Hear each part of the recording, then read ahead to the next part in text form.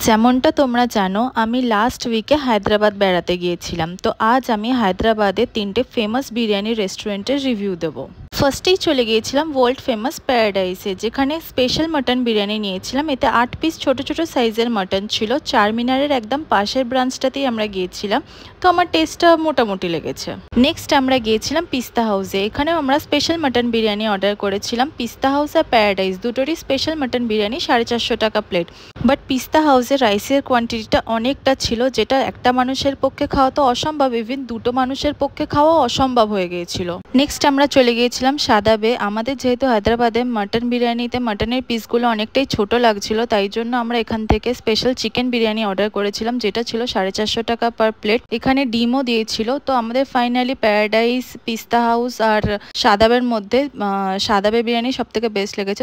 তোমরা যারা হায়দ্রাবাদ বেড়াতে গেছো তোমাদের কোনটা ভালো লেগেছে কমেন্ট করে জানিও।